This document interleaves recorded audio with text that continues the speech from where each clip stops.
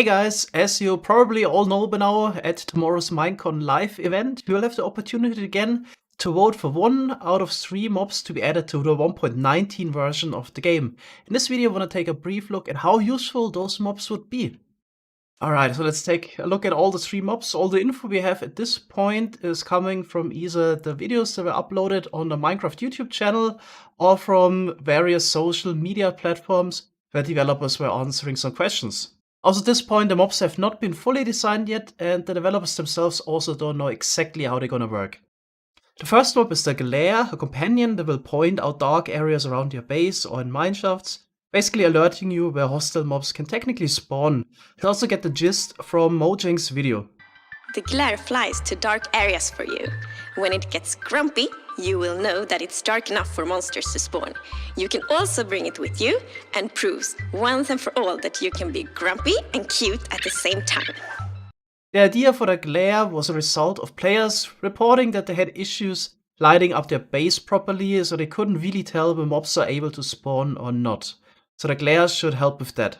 I think the glare could definitely be helpful in that regard. Let's take a look at this village here. So there's a lot of torches here around, but it's not really clear, can mobs spawn here in between the torches, yes or no? We can use mods to help us with that. We could use Massa's mini hut mod to show this. So here we got numbers that indicate the light levels. Currently 1.17, mobs can't spawn at light level 8, but they can spawn at light level 7. Yeah, and even here in between, we would have one possible spawning spot where a zombie or creeper could spawn. But yeah, players usually do is torch spam to avoid all of those issues. But in some cases, you might overlook a certain spot. So how I assume the glare would work is that he runs to the next dark spot, alerts the player, and then he would place down a torch, and then he runs to the next dark spot, and he would place a torch again. And this way you can slowly make sure your builds or even this village here would be lit up. I also have to point out that the problem with the light levels and the mob spawning spaces won't be as severe as in 1.17 anymore, because in 1.18 mobs will only spawn in absolute darkness. So here we have some areas where we have light level 4, 3, and so on. Mobs won't be able to spawn here anymore. It's also kind of easy to tell that there's still some light left. It's also kind of easy to spot where there's complete darkness. So this would be here on the border. Here we have indeed light level 0. So we would need to place down a torch, and then only the next light level 0 block will be a possible spawning space. So lighting up areas will be a lot easier in 1.18. When you go caving, it's also kind of hard to tell where we have light level 7 or 8, but it's really easy to tell where there's no light level anymore. So here we would need to place a torch again, and mobs would be able to spawn here again. So not entirely sure if the glare would be much for help here anyway, because, well, you can spot the dark spots really easily yourself. Since the glare is a flying mob, it's not really clear right now how well he will assist you finding those dark spots.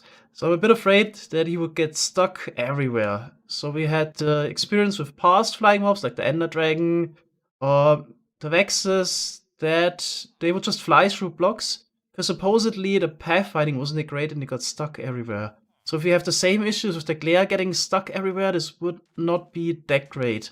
Also, so far, we had the experience with other pets in the game, dogs and cats, and parrots to an extent, which aren't really useful mobs to bring with you. The parrots would fall off your shoulder all the time, cats and dogs get stuck and had to teleport, so I'm not entirely sure if we will have a proper solution for this issue with the glare.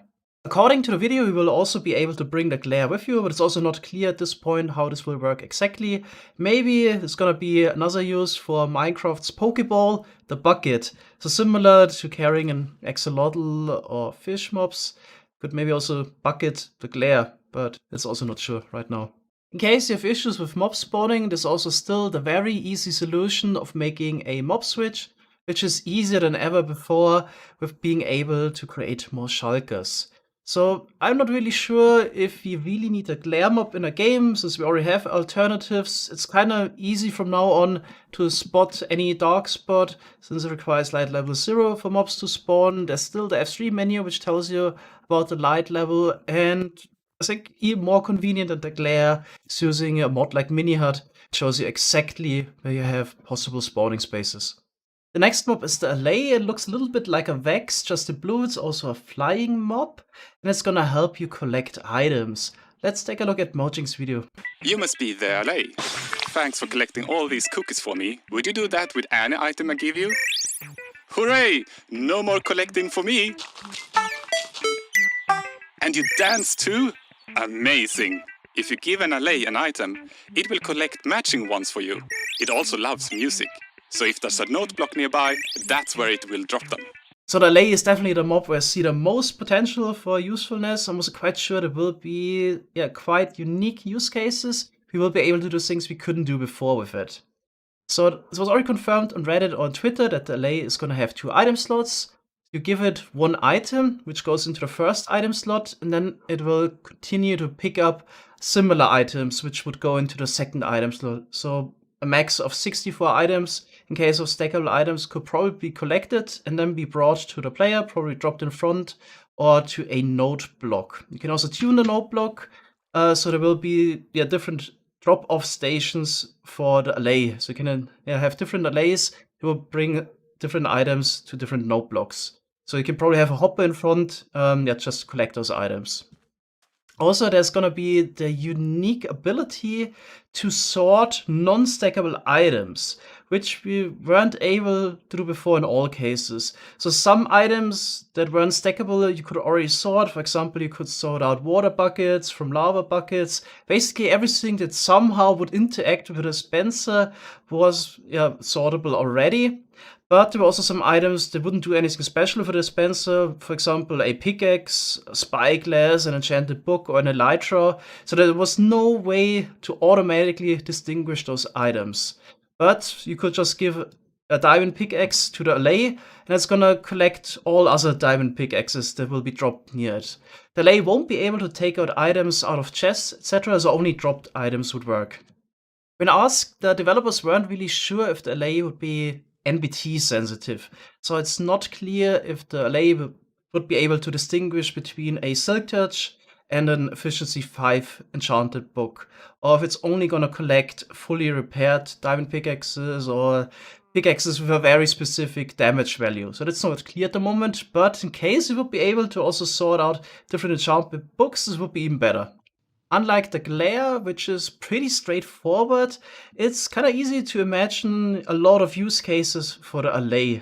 For example, you have a manual tree farm, so just gonna chop down logs, and the Allay would then collect the sticks and saplings and brings them to the player, or brings it to the note block and unloads them there. So you can also probably just bring the Allay with you, just chop down a forest. Don't need to worry about the saplings since the Allay is gonna bring them to you. So this is gonna be definitely a nice use case. It could also be a lot of fun to use the Allay for all kinds of farms. For example, if you have a small scale sugarcane farm like this one here, instead of using a hopper minecart running below, worst case it makes noise, you could just have the Allay somewhere on the side. Every time sugarcane grows and gets harvested, you would pick up the items and bring it to the unloading point. So this way you can also easily make lossless farms. It's also pretty cool that with the Allay, movable item sorters would become feasible. So this is definitely something for the more technical players. Here, for example, we have a quarry. In 1.17, this is the best solution. We still had to have a stationary item system, so water stream on the side. That brings everything here to the stationary item sorting system. But with the Allay, we could just have that as part of the flying machine and bring it with us. So previously we always had to replace the item sorting systems. Every couple hundred blocks we had to build a new one. Hopefully at some point hoppers and chests would also become movable, and then we wouldn't need to put all the items into hopper minecarts as well. So there's definitely a lot of potential for technical players when it comes to Allay. But also for the casual players, things might become even easier. The simplest item filter still requires some basic redstone knowledge, so you need comparators, repeaters, and so on. You could also make a super simple item sorter with the Allay, but it's definitely also something that would make life, maybe for non-technical players, a little bit easier. I I'm not entirely sure how feasible it would be, but let's dream big for a moment.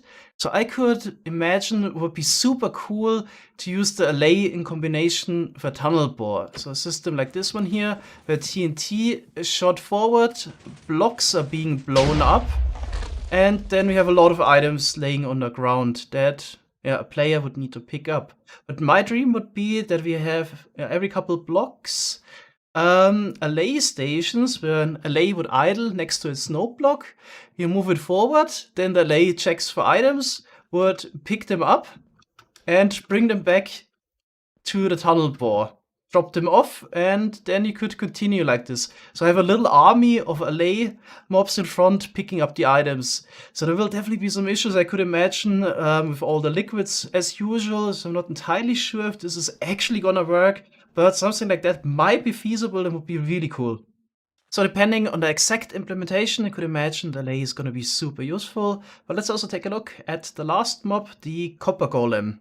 It's basically an entity that randomly walks around and presses copper buttons. But look at this lovely copper! Is that a copper golem? Yes, it must be old, or at time they freeze into statues. Let's build our own copper golem. Maybe it can help us. This one has a lot of life in it.